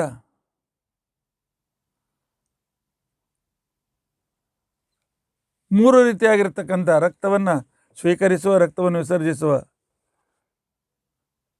ಧಮನಿಗಳಿರ್ತವೆ, ರಕ್ತವಾಹಿನಿಗಳಿರ್ತವೆ. ಅವು ಮೂರು. ಅದೇ ರೀತಿಯಾಗಿ 3 ಎಳೆ ಇದಕ್ಕೆ ಸೂಚಿತ. ನಾವು ಯಜ್ಞೋಪವೀತ ಹಾಕ್ಕೊಳ್ತೀವಿ ಅಂದರೆ ಏನರ್ಥ? ನಮಗೂ ಭಗವಂತನಿಗೂ ಅವನ ತಾಯಿ ಅವನ ಪೋಷಣೆ ನನಗೆ ಸಿಗಲಿ ಅಂತ ತಿಳ್ಕೊಂಡಂತೇಳಿ ಹಾಕಿಕೊಳ್ಳುವ ಈ 3 ದಾರದ ಯಜ್ಞೋಪವೀತ. ಆಯ್ತು. ನೀವು ಅನ್ಬೋದು, ಭೀಮ ನೀನು ನಿಮ್ಮ ದೇವರೆಲ್ಲ ಪಾರ್ಸಲಿಟಿ, ಗಂಡಸರಿಗಷ್ಟೇ, ನಮಗೆ ಹೆಣ್ಮಕ್ಳಿಗೆ ಬೇಡೇನು? ಅದು ನೀವು ಹೆಣ್ಮಕ್ಳು ಕೇಳ್ಬೋದಲ್ಲ. ಮತ್ತು ನಿಮಗೆ ನೀವು ಹಾಕ್ಕೊಳ್ಳೋ ಮಂಗಳಸೂತ್ರ ಏನಿದೆ? ನೀವು ಘಟಾಯಿಸಿದ್ದಲ್ಲ,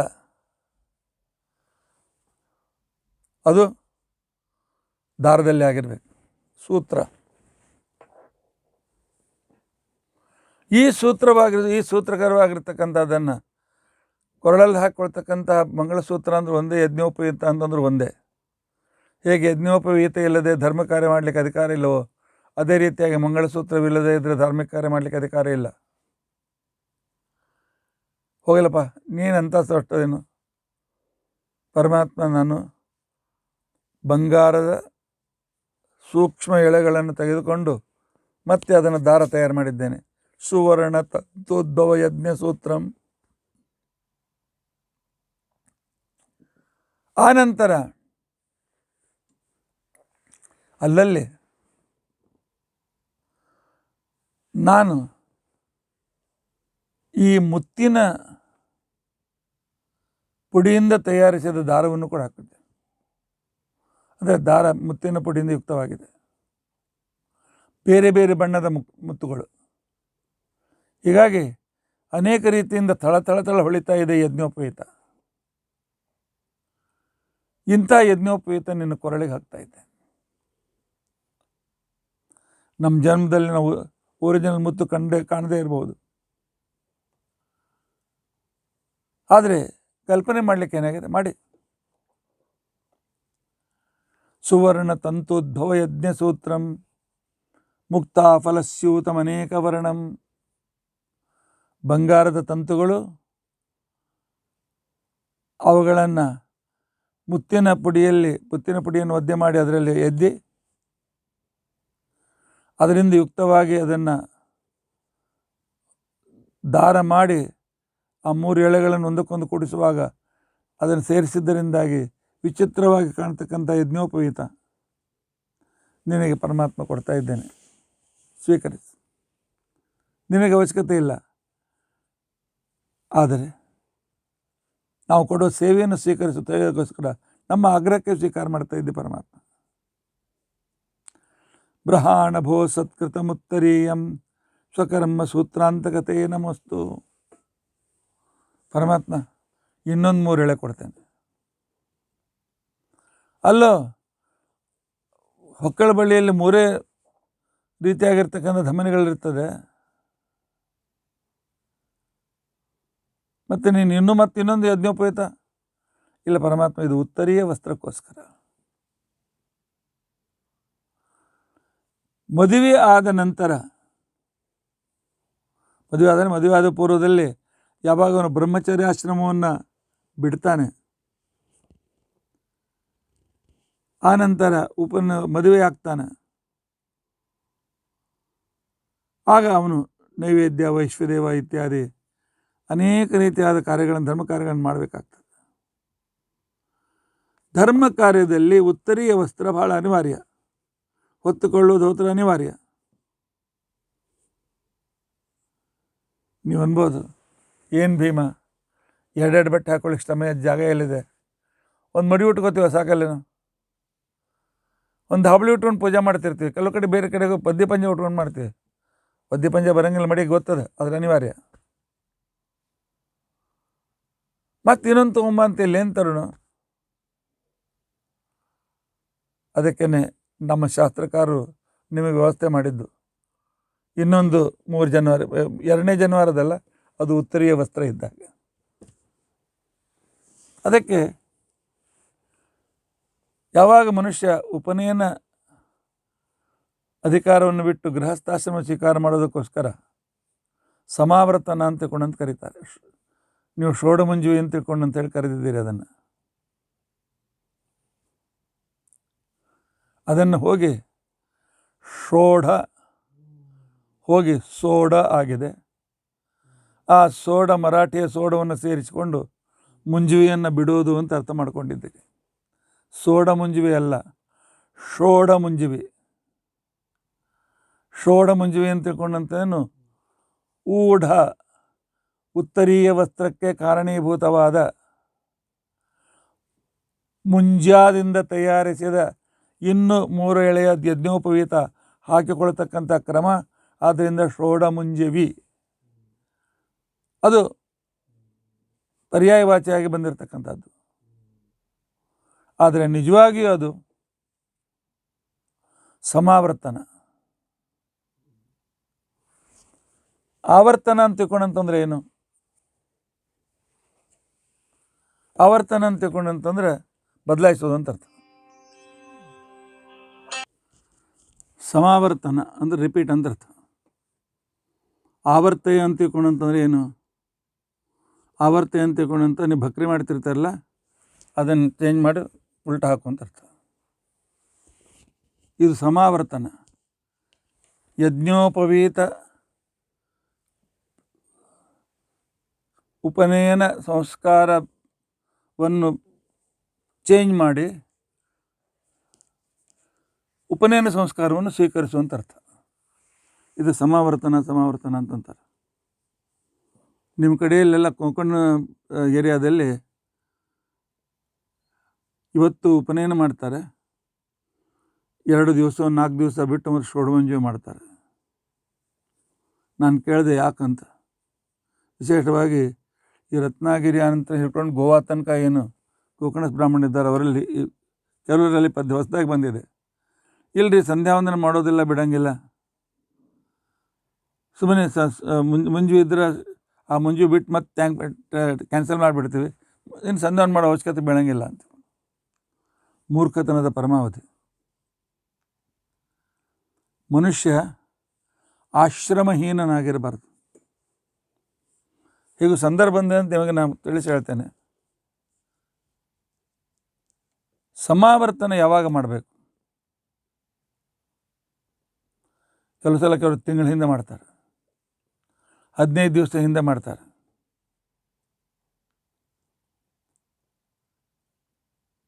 ಭಾಳ ದಿವಸ ಹಿಂದೆ ಮಾಡಬಾರ್ದು. ಯಾಕೆ? ಸಮಾವರ್ತನ ಹೋಮ ಆದ ನಂತರ ಅವನು ಬ್ರಹ್ಮಚರ್ಯಾಶ್ರಮಕ್ಕೆ, ನಾನು ಬ್ರಹ್ಮಚರ್ಯಾಶ್ರಮವನ್ನು ತ್ಯಾಗ ಮಾಡ್ತಾ ಇದ್ದೀನಿ, ಗೃಹಸ್ಥಾಶ್ರಮಕ್ಕೆ ನನಗೆ ಅನುಮತಿ ಬೇಕು ಅಂತ ತಿಳ್ಕೊಂಡು ಅಂತೇಳಿ ಆ ರೀತಿಯಾಗಿ ಕೇಳ್ಕೊಳ್ಬೇಕು. ಆ ರೀತಿಯಾಗಿ ಕೇಳ್ಕೊಂಡಿರ್ತಕ್ಕಂಥ ಸಂದರ್ಭದಲ್ಲಿ ಆದರೆ 15 ದಿವಸ ಈ ಕಡೆಗೆ ಬ್ರಹ್ಮಚರ್ಯಾಶ್ರಮವೂ ಇಲ್ಲ, ಆನಂತರ ಈ ಕಡೆ ಗೃಹಸ್ಥಾಶ್ರಮವೂ ಇಲ್ಲ, ಆಶ್ರಮಹೀನನಾಗಿರ್ತಾನಲ್ಲ, ಅದಕ್ಕೋಸ್ಕರ ಆ ವೇಳೆ ಅಸ್ಪೃಶ್ಯ ಅಂತ ಅನಿಸ್ಕೊಳ್ತಾನೆ. ಇಲ್ಲಿ 2 ಕ್ರಮಗಳು. ಉತ್ತರ ಕರ್ನಾಟಕ, ಮಹಾರಾಷ್ಟ್ರ, ತೆಲಂಗಾಣ ಇತ್ಯಾದಿ ಅನೇಕ ಕಡೆಯಲ್ಲಿ 4 ದಿವಸ ಮೊದಲು ಸಮಾವರ್ತನ. ಯಾಕೆಂದರೆ ಬ್ರಹ್ಮಚರ್ಯಾಶ್ರಮದಲ್ಲಿರುವಾಗ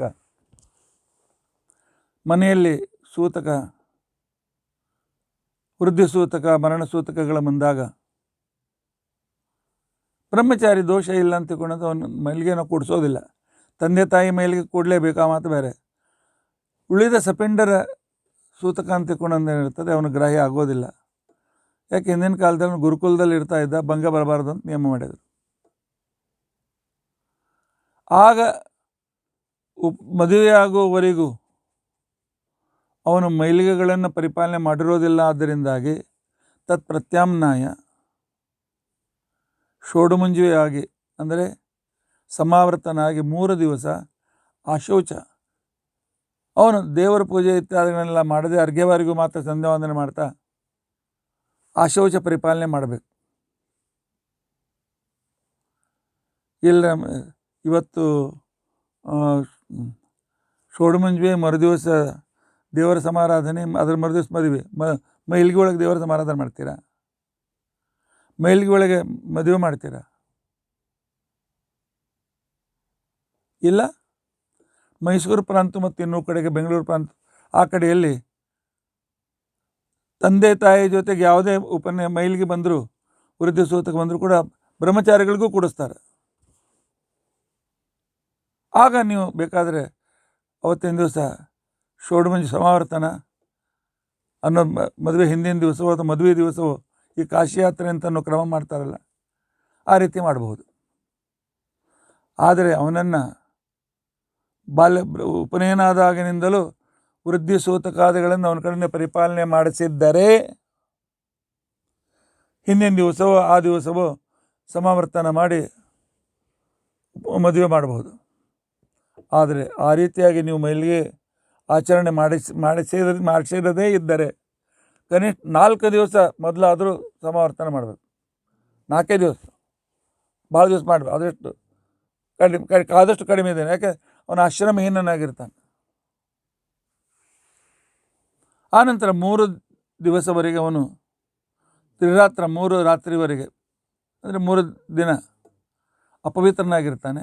ಆನಂತರ 4ನೇ ದಿವಸದಿಂದ ಆಮೇಲೆ ದೇವರ ಸಮಾರಾಧನೆ, ಆಮೇಲೆ ವಿವಾಹಾದಿಗಳನ್ನು ಮಾಡಿರಿ. 2 ಕ್ರಮಗಳು ಶಾಸ್ತ್ರೋಕ್ತವಾಗಿರ್ತಕ್ಕಂಥ. ಆದ್ದರಿಂದ ಆಶ್ರಮಹೀನನಾಗಿರಬಾರ್ದು. ಅದಕ್ಕೆ ನೀವು 2ನೇ ಉತ್ತರೀಯ ವಸ್ತ್ರರೂಪವಾಗಿರ್ತಕ್ಕಂಥ ಯಜ್ಞೋಪವೀತ ಧರ್ಮ ಕಾರ್ಯಗಳಿಗೆ ಉತ್ತರೀಯ ವಸ್ತ್ರ ಅನಿವಾರ್ಯ ಅಂತ ಅನ್ನೋದನ್ನು ತಿಳಿಸುವುದಕ್ಕೋಸ್ಕರ ಸತ್ಕೃತಂ ಗ್ರಹಾಣಭೋ ಸತ್ಕೃತಂ ಉತ್ತರೀಯಂ ಸ್ವಕರ್ಮ ಸೂತ್ರಾಂತಕತೆ ನಮೋಸ್ತು. ಪರಮಾತ್ಮ, ನಿನಗೆ ಯಜ್ಞೋಪವೀತ ಬೇಕೆ? ನಿನಗೆ ಈ ಉತ್ತರೀಯ ವಸ್ತ್ರ ಬೇಕೆ? ನಗ್ತಿಯಲ್ಲ ಪರಮಾತ್ಮ, ನಾನು ನೋಡಿ ನನಗೆ ಕೊಡಬೇಕು ಅಂತ ಇಚ್ಛೆ ಇದೆ. ಪರಮಾತ್ಮ ಸ್ವೀಕರಿಸು. ಆದ್ದರಿಂದಾಗಿ ಸ್ವಕರ್ಮ ಸೂತ್ರಾಂತಕತೆ ನಮೋಸ್ತು. ಪರಮಾತ್ಮ, ನಿನ್ನನ್ನು ನೆನೆಸಿದಾಗ ನೀನು ನಿನ್ನ ರೂಪ ತೋರಿಸ್ತೀಯಲ್ಲ, ಅಪರೋಕ್ಷ ಜ್ಞಾನ, ನಮ್ಮ ಕರ್ಮದ ಸೂತ್ರವೇ ಹರಿದೋಗ್ಬಿಡ್ತದೆ. ಸೂತ್ರಾಂತಕ ನಾವು ಹಿಂದಿನ ಮಾಡಿರ್ತಕ್ಕಂಥ ಸಂಚಿತಾಗಾಮಿಗಳೆಲ್ಲ ಕರ್ಮದ ಸೂತ್ರವೇ ಕಳೆದು ಹೋಗ್ಬಿಡ್ತದೆ. ಅಂತ ನಮ್ಮ ಕರ್ಮಸೂತ್ರವನ್ನು, ಅಂದರೆ ಆ ಹಿಂದಿನ ಕರ್ಮದ ಸೂತ್ರವನ್ನು ಕತ್ತರಿಸಿ ಮುಂದೆ ನಮ್ಮ ಕಡೆಯಿಂದ ಅಪರೋಕ್ಷ ಜ್ಞಾನ ನಂತರ ಉತ್ತಮ ಸಾಧನೆಯನ್ನು ಮಾಡಿಸ್ತಕ್ಕಂಥ ವ್ಯಕ್ತಿ ಪರಮಾತ್ಮ ನೀನು. ನಿನಗೆ ನಾನು ಕೊಡುವ ಯಜ್ಞೋಪವೀತ ಬೇಕೆ? ಆದರೆ ಭಕ್ತ ಕೊಟ್ಟದ್ದನ್ನು ನೀನು ಸ್ವೀಕರಿಸ್ತೀನಿ ಅಂತ ನನಗೆ ಗೊತ್ತಿದೆಯಪ್ಪ.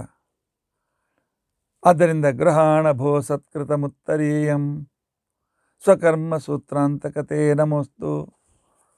ನನ್ನ ಸಂಚಿತಾಗಾಮಿಗಳನ್ನು ಕಳೆದು ನನ್ನ ಕಡೆಯಿಂದ ಜ್ಞಾನೋತ್ತರವಾದ ಕರ್ಮಗಳನ್ನು ಮಾಡಿಸ್ತಕ್ಕಂಥ ಶ್ರೀಹರಿ ಪರಮಾನುಗ್ರಹ ಮಾಡಪ್ಪ ಅಂತಕೊಂಡು ಅಂತೇಳಿ ಅಂತ ಇದ್ದ ಪರಮಾತ್ಮ, ನಿನಗೆ ಗಂಧವನ್ನು ಕೊಡ್ತೇನೆ, ಹಚ್ಕೊಳ್ತೀಯ? ಪರಮಾತ್ಮನಿಗೆ ವಸ್ತ್ರ ಸ್ನಾನ ಆದಮೇಲೆ ವಸ್ತ್ರ ಸಮರ್ಪಣೆ, ಆನಂತರ ಗಂಧ ಸಮರ್ಪಣೆ. ಏನೇನಪ್ಪ ಗಂಧದೊಳಗೆ ಏನೇನು ಮಿಕ್ಸ್ ಮಾಡಿದೆ? ಪರಮಾತ್ಮ ನನಗೆ ಸಿಗುವ ಎಲ್ಲ ಸುಗಂಧ ದ್ರವ್ಯಗಳನ್ನು ಮಿಕ್ಸ್ ಮಾಡಿದೆ.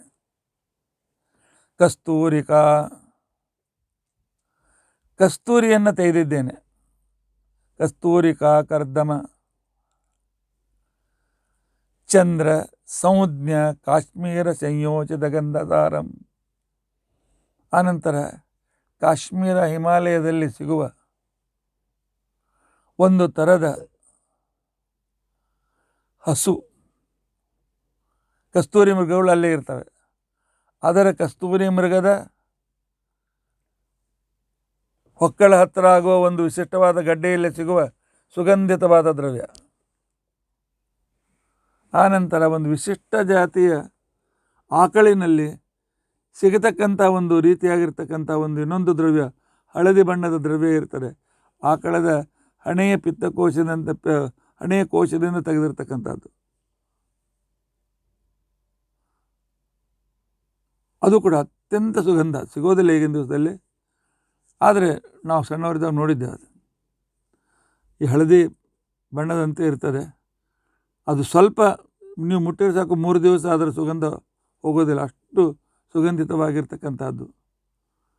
ಅದಕ್ಕೆ ಗೋಮೇದ ಅಲ್ಲ ಮತ್ತೇನೋ ನಿಜವಾಗಿ ಗೋಮೇದ ಅಂತ ಕರಿಬೇಕು, ಅದನ್ನು ರತ್ನಕ್ಕೂ ಕರೀತಾರೆ, ಮಾತು ಬೇರೆ. ಅದನ್ನು ಮಿಕ್ಸ್ ಮಾಡಿದ್ದೆ ನಾನು. ಆನಂತರ ಉತ್ತಮ ಮಲಯಗಿರಿಯಲ್ಲಿ ಸಿಗ್ತಕ್ಕಂಥ ಒರಿಜಿನಲ್ ಗಂಧದ ಕೊರಡಿನ ಗಂಧವನ್ನು ತೆಗೆದಿದ್ದೇನೆ. ಅದರಲ್ಲಿ ಇವೆಲ್ಲ ಮಿಕ್ಸ್ ಮಾಡಿದ್ದೇನೆ. ಅದರಿಂದ ಕೂಡಿದ ವಿಲೇಪನಂ ಸ್ವೀಕುರು ದೇವದೇವ ವಕ್ಷೋಜ ಭಾಗೆ ರಮಯ ವಿಧೇಯಂ. ನನಗೆ ಗೊತ್ತಿದೆ ಪರಮಾತ್ಮ, ನಾ ಕೊಟ್ರೆ ನಾ ಹಚ್ಚಿದನ್ನು ಹೆಚ್ಕೊಂಬಂಗಿಲ್ಲ ಅಂತ ಗೊತ್ತದೆ. ನಿನ್ನ ಎದೊಳಗೆ ಕೂತಾಳಲ್ಲ ಆ ಲಕ್ಷ್ಮೀದೇವಿ, ಎಲ್ಲ ಡಾಮಿನೇಟ್, ಪೂರ್ತಿ ಡಾಮಿನೇಷನ್ ಅದಕ್ಕೆ. ವೈಕುಂಠನು ತಾನೇ ಆಗ್ಯಾಳ, ನಿನ್ನ ಆಭರಣನೂ ತಾನೇ ಆಗ್ಯಾಳ. ಅವಳು ನಿನಗೆ ತಾನೇ ಸ್ನಾನ ಮಾಡಿಸ್ತಾಳೆ, ತಾನೇ ಎರಿತಾಳೆ, ತಾನೇ ಗಂಧ ಹಚ್ತಾಳೆ. ಸ್ವಾಭಾವಿಕ ಅದ. ನಿನ್ನ ಎದೆ ಗಂಧ ಹಚ್ಬೇಕಾರಕ್ಕೆ ಇರೋ ಜಾಗ ನಾವು ಮುಟ್ಲಿಕ್ಕೆ ಆಗ್ತೇನೆ? ಲಕ್ಷ್ಮೀದೇವಿ ಹಚ್ತಾ ಇದ್ದಾಳೆ ಅಂತಕೊಂಡು ಅನುಸಂಧಾನ ಮಾಡಿ ನಾನು ಹಚ್ತೇನೆ ಪರಮಾತ್ಮ. ಇಲ್ಲಿ ಲಕ್ಷ್ಮೀದೇವಿ ಪ್ರಾರ್ಥನೆ ಮಾಡ್ತೇನೆ. ಆದ್ದರಿಂದಾಗಿ ರಮಯ ವಿಧೇಯಂ, ಮಹಾಲಕ್ಷ್ಮಿ ಹಚ್ತಕ್ಕಂಥ ಗಂಧವನ್ನು ಸ್ವೀಕರಿಸು. ಆಯ್ತಪ್ಪ, ಗಂಧ ಹಚ್ಕೊಂಡು ಮುಂದೇನು? ಪರಮಾತ್ಮ ಹೊರಗೆ ಸಿಗ್ತಕ್ಕಂಥ ಏನೇ ಇರಲಿ, ನನ್ನ ಮನಸ್ಸಿನಲ್ಲೇ ತಯಾರು ಮಾಡಿದ ಹೂಗಳಿವೆಲ್ಲ, ಅಷ್ಟು ಭಾವಪುಷ್ಪಗಳು. ನಿನ್ನಿನ ದಿವಸ ನಾನು ಹೇಳಿದ್ದೇನಲ್ಲ ಪರಮಾತ್ಮ, ಸೇವಂತಿಕಾ, ಬಕುಲ, ಕೇದಗಿ, ಪಾಟಲ, ಗುಲಾಬಿ, ಅಬ್ಜ, ಕಮಲ, ಪುನ್ನಾಗ. ಅದೇ ನಾ ಪುನ್ನಾಗ ಅಂತಿಕೊಂಡಂತೆ ನಾ ಕರಿತೇನೆ, ಹಳದಿ ಬಣ್ಣದ ಹೂವು. ಇದ್ರ ಕೂಡ ಆಕಳಿನಿಂದ ಹೊರಡೋದು ಪುನ್ನಾಗ ಅಂತ ಕರೀತಾರೆ. ಕಸ್ತೂರಿ ಮತ್ತು ಪುನ್ನಾಗ ಅಂತ ಕರೀತಾರೆ. ಜಾತಿ ಹೂ, ಕರವೀರ ರಸಾಲ ಪುಷ್ಪೈ, ಇನ್ನೊಂದು ತರಹದ ರಾತ್ರಿ ವಿಕಾಸನಿ ಕಮಲ. ಆನಂತರ ಮಾವಿನ ಹೂ, ಬಿಲ್ವ ಪ್ರಬಾಲ, ಬೇಲ್ಪತ್ರಿ ಹೂ, ಪ್ರವಾಳ, ಪಾರಿಜಾತದ ಹೂ, ತುಳಸಿ ದಳ, ಅದ್ರ ಜೊತೆಗೆ ತುಳಸಿ ದಳ, ಮಲ್ಲಿಗೆ. ಈ ಹೂಗಳಿಂದ ನಿನಗೆ ನಾನು ಆರಾಧನೆ ಮಾಡ್ತಾ ಇದ್ದೇನೆ ಪರಮಾತ್ಮ. ಇದರಲ್ಲಿ ಪರಿಮಳವಿಲ್ಲದ ಯಾವ ಹೂ ಇಲ್ಲ. ಪರಿಮಳವಿಲ್ಲದ ಹೂಗಳನ್ನು ಪರಮಾತ್ಮನೇ ಸಮರ್ಪಣೆ ಮಾಡಬಾರ್ದು. ಅನಿವಾರ್ಯವಾಗಿ ಯಾವುದೂ ಸಿಗದೇ ಇದ್ದಾಗ ಅದು ಸುಂದರ ಅಂತಿಕೊಂಡಂತೇಳಿ ಸೌಂದರ್ಯ ದ್ಯೋತಕ ಅಂತೇಳಿ ಇರಿಸ್ಬೋದೇ ಹೊರತು ಸರ್ವಸಾಮಾನ್ಯವಾಗಿ ಪರಿಮಳ ಇಲ್ಲದ ಹೂ ಭಗವಂತನಿಗೆ ನಡೆಯೋದಿಲ್ಲ. ಆದ್ದರಿಂದಾಗಿ ಯದುಪುಂಗವ ವಾಸುದೇವ, ಯಾದವ ಕುಲಕ್ಕೆ ಶ್ರೇಷ್ಠನ ಅಂತಕೊಂಡಿರ್ತಕ್ಕಂಥ ಶ್ರೀಹರಿಯೇ, ನಾನು ನಿನಗೆ ಹೂವಿನಗಳನ್ನು ಸಮರ್ಪಣೆ ಮಾಡ್ತಾ ಇದ್ದೇನೆ. ಅದರಲ್ಲಿ 8 ಭಾವಪುಷ್ಪಗಳನ್ನು ಸಮರ್ಪಣೆ ಮಾಡ್ತಾ ಇದ್ದೇನೆ, ಸ್ವೀಕರಿಸು ಶ್ರೀಹರಿ. ಇಷ್ಟೆಲ್ಲ ಎಲ್ಲಿಂದ ತರಬೇಕ್ರಿ? ಮನಸ್ಸಿನ ಕಲ್ಪನಾ ಮಾಡ್ರಿ. ಮಾನಸಿಕವಾದ ಹೂದೋಟದಲ್ಲಿ ಬೆಳೆಸಲಿಕ್ಕೆ ಆಗೋದಿಲ್ಲೇನು? ಮಾನಸಿಕವಾಗಿರ್ತಕ್ಕಂತಹ ಹಿಮಾಲಯಕ್ಕೆ ಹೋಗಿ ಅಲ್ಲಿ ಕಸ್ತೂರಿ ಪುನ್ನಾಗ ತರಲಿಕ್ಕೆ ಆಗೋದಿಲ್ಲೇನು? ಎಲ್ಲ ಆಗ್ತದೆ. ನಿಮ್ಮ ಮನಸ್ಸು ಅಷ್ಟು ವಿಶಾಲ ಇರಬೇಕು. ನನ್ನ ಮನಸ್ಸಿನಲ್ಲಿ ಇದೆಲ್ಲ ನಾನು ಪ್ರತ್ಯಕ್ಷವೂ ತರ್ಬೋದು, ಮನಸ್ಸಿನಲ್ಲಿಯೂ ಈ ರೀತಿಯಾಗಿ ಎಲ್ಲಿ ಕೂತ್ಕೊಂಡು 24 ತಾಸು ಇದೇ ಪೂಜೆ ಮಾಡ್ತಾ ಇರ್ತೇನೆ. ಭಗವಂತ ಆರಾಮ ಪುಷ್ಪಾಣಿ ವನೋದ್ಭವಾನಿ, ಹೂದೋಟಲ್ಲಿದ್ದ ಬೆಳೆದ ಹೂಗಳನ್ನು ತಂದು ಸಮರ್ಪಣೆ ಮಾಡ್ತೇನೆ. ಇನ್ನು ಕಾಡಿನಲ್ಲಿ ಬೆಳೀತಕ್ಕಂಥ ಹೂಗಳಿರ್ತದೆ, ಸೌಂದರ್ಯ ಕಡಿಮೆ, ಆದರೆ ಸುವಾಸನೆ ಜಾಸ್ತಿ, ಪರಿಮಳ ಜಾಸ್ತಿ. ಆನಂತರ ನೀರಿನಲ್ಲಿ ಬೆಳೆಯುವ ಹೂ, ಕಮಲ ಮೊದಲಾದ ಹೂಗಳನ್ನು ಆನಂತರ ಮರದ ಚಿಗುರೆಲೆಗಳನ್ನು ಸುಪಲ್ಲವಾನಿ, ಅದ್ರ ಜೊತೆಗೆ ಬಂಗಾರದ ಹೂ ಮಾಡಿಸಿ ನಾನು, ರತ್ನಖಚಿತವಾದ ಬಂಗಾರದ ಹೂಗಳನ್ನು ಸುವರ್ಣ ಪುಷ್ಪಾಣಿಮಯ ಅರ್ಪಿತಾನಿ ಸಂಗೃಹ್ಯತಾಂ ದೇವವರ ಪ್ರಸೀದ. ಇದನ್ನು ಸ್ವೀಕಾರ ಮಾಡಪ್ಪ ಪರಮಾತ್ಮ. ಇಲ್ಲ ನಾನು ಅಲಂಕಾರ ಮಾಡ್ತೀನಿ, ಇಲ್ಲ ಲಕ್ಷ್ಮೀದೇವಿಗೆ ಹೇಳ್ತೇನೆ. ನಾವು ಅಲಂಕಾರ ಮಾಡುವಾಗ ಲಕ್ಷ್ಮೀನೇ ಮಾಡ್ತಾ ಇದ್ದಾಳೆ ಅಂತ ತಿಳ್ಕೊಳ್ಬೇಕು. ಪರಮಾತ್ಮ ಲಕ್ಷ್ಮೀ ಮಾಡಿದ ಪೂಜೆಗೆ ತೆಗೆದುಕೊಳ್ಳೋದಿಲ್ಲ. ಈ ರೀತಿಯಾಗಿ ಹೂಗಳನ್ನು ಪರಮಾತ್ಮ ನಾನು ಸಮರ್ಪಣೆ ಮಾಡಿದ್ದೇನೆ.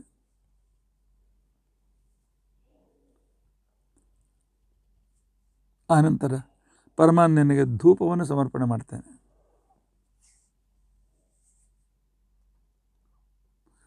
ಪರಮಾತ್ಮನಿಗೆ ಧೂಪ ಎಷ್ಟು ರೀತಿಯಾಗಿರ್ತಕ್ಕಂಥ ಅಂತಿಕೊಂಡಂತಿದೆ, ಅದನ್ನು ಮತ್ತೆ ಪುನಃ ಅದನ್ನು ನಾಳೆ ನಾವು ತಿಳ್ಕೊಳ್ಳಿಕ್ಕೆ ಪ್ರಯತ್ನಿಸೋಣ. ಇವತ್ತು ಪುಷ್ಪ ಸಮರ್ಪಣೆ ಮಾಡಿದ್ದೇವೆ. ನಾಳೆ ಧೂಪ ದೀಪ ನೈವೇದ್ಯಾದಿಗಳನ್ನು ಈ ಪೂಜೆ ಚಿಂತನೆ ಮಾಡ್ತಾ ಇದ್ದರೆ, ಟ್ರೈನ್ನಲ್ಲಿ ಬೊಂಬೈಯಲ್ಲಿ ಕೂತ್ಕೊಂಡವರು ಬೆಂಗಳೂರು ಬಂದರೂ ಕೂಡ ಈ ಪೂಜೆ ಒಂದು 10 ಸಲ ಮಾಡ್ಬೋದು, 20 ಸಲ ಮಾಡ್ಬೋದು, 100 ಸಲ ಮಾಡ್ಬೋದು. ಒಂದು ಪೂಜೆಗೆ 2-3 ತಾಸು ಹಿಡಿತದೆ. ಎಲ್ಲ ವಿಚಾರ ಮಾಡ್ತಾ ಅದನ್ನು ಪರಮಾತ್ಮನಿಗೆ ಸಮರ್ಪಣೆ ಮಾಡ್ತಾ ಇದ್ದೇನೆ ಅಂತ. ಏನು ಪೀಡ, ಟ್ರೈನ್ ಮುಂದೇನೂ ಹೋಗ್ತಾ ಇಲ್ಲ, ಎಷ್ಟೊತ್ತು ಕೂತ್ಕೊಳ್ಬೇಕು ಅಂತ ಬೇಕಾತೆ ಅದು ಕೂತ್ಕೊಳ್ತೀರಿ. ಬಸ್ಸಿನಲ್ಲಿ ಕೂತ್ಕೊಂಡು, ಬಸ್ಸಿನ ಇದಿಲ್ಲ, ಅರ್ಧ ಗಂಟೆ 3 ಗಂಟೆ 3/4 ಗಂಟೆ ಮೇಲೆ ಬಸ್ ಇದೆ ಬರೋದೆ, ಚಿಂತನೆ ಮಾಡಿ ಅಲ್ಲೇ ಕೂತ್ಕೊಂಡು ಪೂಜೆ ಮಾಡಿ. ಮಾನಸ ಪೂಜೆ. ಭೀಮ ಯಾಕೆ ಭಗವದ್ಭಕ್ತ ಅಂತಿಕೊಂಡಂತಂದರೆ, ಅನನ್ಯ ಭಾವದಿಂದ ಅವ್ಯಭಿಚಾರಿಯಾದ ಭಕ್ತಿಯನ್ನು ನಾನು ಈ ಪೂಜಾ ಮುಖಾಂತರ ಪರಮಾತ್ಮನಿಗೆ ವ್ಯಕ್ತಪಡಿಸ್ತಾ ಇರ್ತೇನೆ. ಭೀಮ ಒಂದು ಕ್ಷಣ ಪೂಜೆ ಇಲ್ಲದೆ ಇರೋದಿಲ್ಲ. ಪೂಜೆದ ನನ್ನ ಮಾನಸಿಕ ಪೂಜೆದ ಮುಂದಿನ ಧೂಪದೀಪಾದಿಗಳ ವಿಚಾರಗಳನ್ನು ನಾಳಿನ ದಿನ ಸಹ ತಿಳಿದುಕೊಳ್ಳಿ ಪ್ರಯತ್ನಿಸೋಣ. ಇತಿ ಅದ್ಯ ಕಥಾ ಪ್ರಸಕ್ತಿ. ಹರೇ ರಾಮ ಹರೇ ರಾಮ ರಾಮ ರಾಮ ಹರೇ ಹರೇ, ಹರೇ ಕೃಷ್ಣ ಕೃಷ್ಣ ಕೃಷ್ಣ ಹರೇ. ಉಗ್ರಂ ವೀರಂ ಮಹಾವಿಷ್ಣುಂ ಜ್ವಲಂತಂ ಸರ್ವತೋಮುಖಂ ನೃಸಿಂಹಂ ಭೀಷಣಂ ಭದ್ರಂ ಮೃತ್ಯುಂ ನಮಾಮ್ಯ. ಅಚ್ಯುತಾನಂತ ಗೋವಿಂದ ಸ್ಮೃತಿ ಮಾತ್ರಾರ್ಥಿ ನಾಶನ ರೋಗಾನ್ಮೇ ನಾಶಯ ಶೇಷ ನಾಶುಧನ್ವಂತರೇ. ಅಚ್ಯುತಾನಂತ ಗೋವಿಂದ ನಾಮೋಚ್ಚಾರಣ ಬೇಡಜಾತ್ ನಶ್ಯಂತಿ ಸಕಲ ರೋಗಾ ಸತ್ಯಂ ವದಾಮಿ.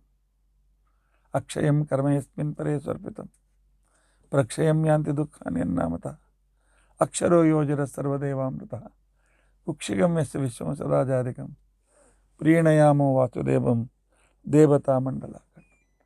ಶ್ರೀಕೃಷ್ಣಾರ್ಪಣಮಸ್ತು. ಶ್ರೀಕೃಷ್ಣಾರ್ಪಣ.